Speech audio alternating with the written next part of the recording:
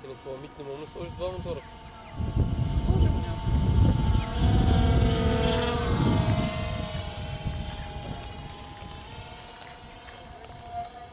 Някоя перка ли претоварва?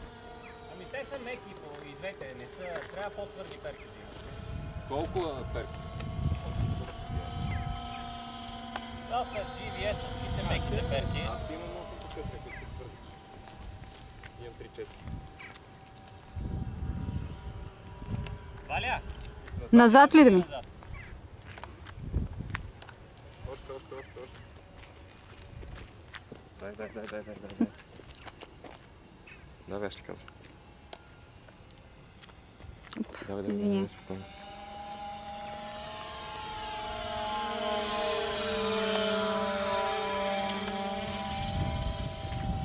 Стига толкова.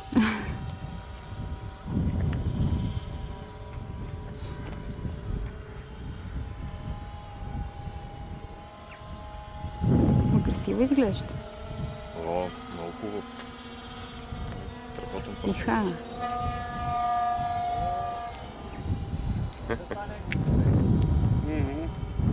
TGS само.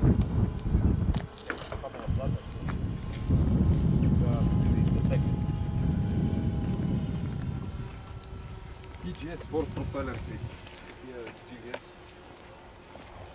GVS беше в зората, когато започват. Доста има да ядат да постигнат истински перки. Между другото, да ти споделя, GVS перка, купувана от Индия.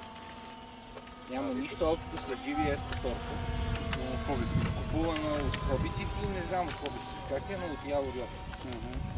Едното прави така, другото е... На мен ми се разполага в ръцете, просто пипаш и тя става прак. TGS-ите, да, по-скъпи са от работата.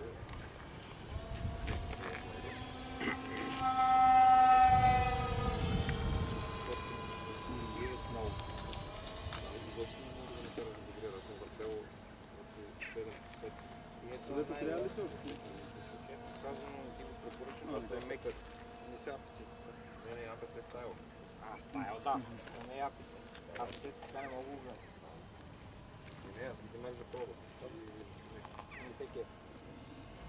Криви? Апеците мой майка.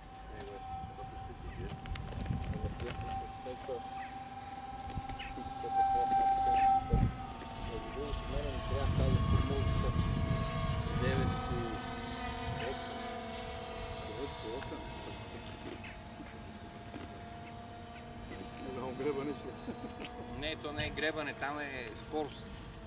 Иначе 9 по 6 имам. А ти за пилот рейсинг ли си? Не може. За състезанието в неделя. Тя е такъв F3A тип. Само че тя лето на скорост. Тя е един издължен просто. Да, бе, знам, Не, аз тя съм е виждал бавно по-много. по принцип, защото скоростта е много относително понятие. Колкото по-леко, толкова по-ниска скорост може да се позволиш. Другото, защо неговия се клати повече? 780 срещу 500 и нещо грама. 600. Да, него е по-тежък и По-леки. смисъл по-леки и повече се...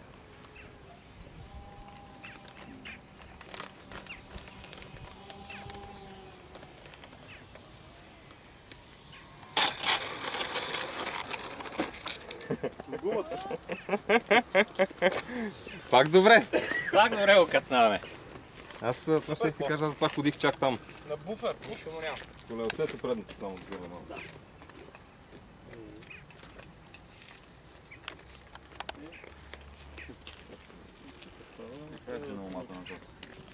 Това отгоре стъклопак ли е? Да. Ама смисъл стъкло и полиетанов лак, да. А не смола. Чакайте, мога ми връщаш.